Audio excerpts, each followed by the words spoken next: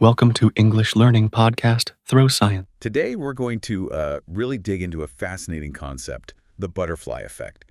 It's a term you hear thrown around a lot, right? But what does it actually mean when we, unpack it? Yeah, it's a great topic. And maybe the first thing to say is we're not literally talking about butterflies causing storms. Right. Good point. Not actual butterflies. No. It's really, it's a metaphor, a powerful one, actually. It helps explain this pretty profound idea. What is it? Well, the idea that tiny, tiny changes, things that seem totally insignificant at the start, can lead to, well, huge, completely unexpected differences later on in complex systems. Okay, and this connects back to chaos theory, doesn't it? And a meteorologist, Edward Lorenz. Exactly. Lorenz is the one who really popularized it, gave it that name. He was working on weather models back in the 60s? Yeah, I think so. And he stumbled onto this. He found that changing a number in his computer model by just a tiny fraction, like rounding 0.506127 down to just 0.506. Okay, almost nothing. Almost nothing. But it led to completely different weather predictions way down the line. Wow. Which led him to that famous sort of hypothetical example. The butterfly in Brazil. That's the one. A butterfly flaps its wings in Brazil, and theoretically, that tiny air current could be part of a chain of events that eventually contributes to a tornado forming in Texas weeks later. But it's crucial to understand that's not like cause A directly leads to effect B, right? It's not the butterfly causing the tornado single-handedly. No, absolutely not. It's really about extreme sensitivity. That's the core idea. Sensitive. Sensitive dependence on initial conditions. That's the technical term in chaos theory. Right. So a tiny, maybe even unmeasurable difference at the start Exactly. Unmeasurable. can make the whole system behave wildly differently over time. It becomes unpredictable. Fundamentally unpredictable, yeah. Not just hard to predict, but maybe impossible beyond a certain point. Okay, so maybe we should quickly clarify metaphor for everyone listening. It's like comparing two different things to help explain an idea, right? Like saying time is a thief. Time isn't really a thief, but it helps you understand how time can feel like it's stealing moments. Perfect example. So the butterfly is just a vivid way to grasp that sensitivity idea. Got it. So our mission today, then, is to unpack this whole concept. Look at the science behind it, see where else it pops up besides weather, and importantly, figure out what these limits on prediction, this sensitivity, might mean for you listening, for your world. Yeah, because it really challenges how we normally think about cause and effect, doesn't it? How so? Well, we tend to think linearly. Push something twice as hard, it goes twice as far. A causes B, double A, you get double B. Makes sense. Seems intuitive. Right. But the butterfly effect, it lives in the world of nonlinear systems. Okay, nonlinear. What does that mean exactly? Because that seems key to the unpredictability. It really is. So think about that swing analogy again. In a linear system, push it gently, it swings gently. Push it twice as hard, it swings twice as high.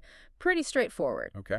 But in a nonlinear system, well, it's different. A small push might make it go a bit higher, but push it just a tiny bit harder, and maybe it goes looping right over the bar, or maybe it behaves chaotically. I see. So the output isn't proportional to the input. Exactly. Small changes can have disproportionately massive effects, or sometimes large changes might have surprisingly small effects. It's not straightforward. And that's what makes things like, the weather. Ecosystems, financial markets. Even like social trends. Yeah, all of those are incredibly complex nonlinear systems, and that's why they're so hard to forecast accurately long term. So it's not just about not having enough computing power then. No, not fundamentally. It's baked into the system itself, the very nature of it. Precisely. Even if you had, theoretically, almost perfect information about right now, the tiniest little wobble you couldn't measure could send the future down a completely different track.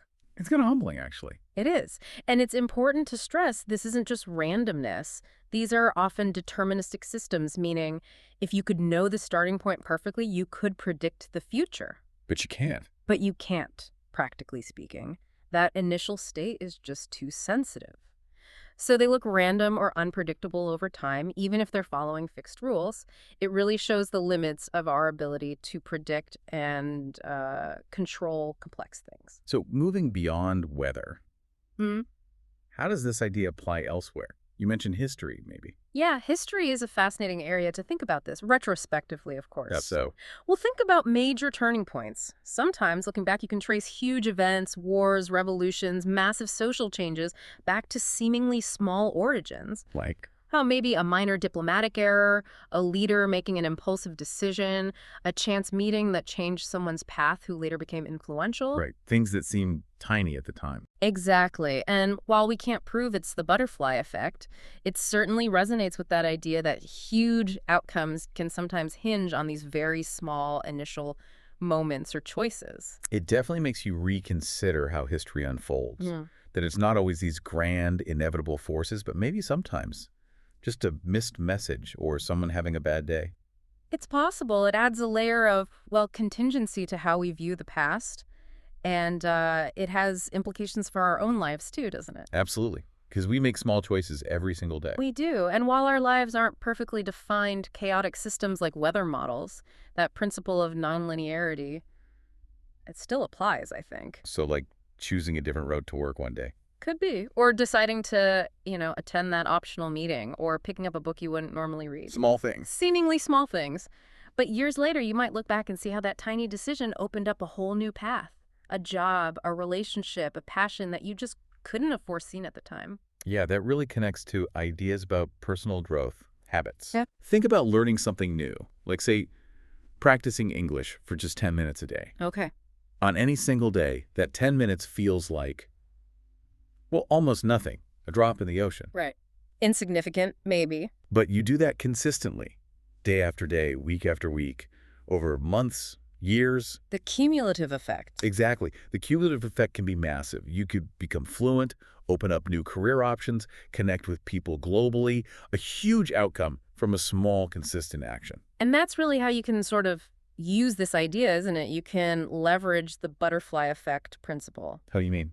Well, we can't predict the giant long-term outcomes of our small actions perfectly. Life's too complex. Right.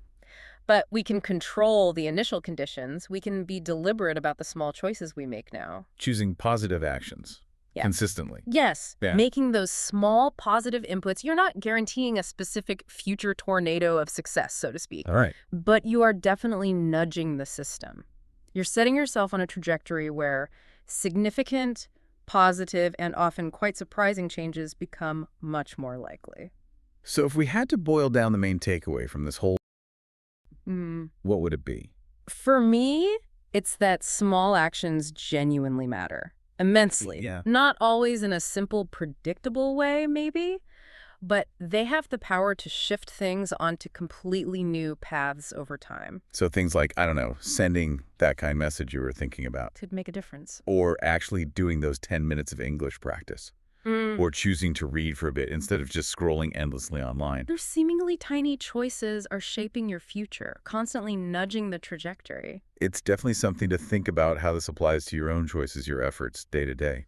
Yeah, are you kind of planting the seeds? Even if you don't know exactly what flower will bloom. Okay, so maybe a small challenge for everyone listening right now based on this. Good idea. A small action. Yeah. Maybe take one of the terms we use like nonlinear systems or sensitive dependence, or even just the core butterfly effect idea. Okay. And try to explain it, maybe to someone else later today, or even just, articulate it clearly in your own head right now.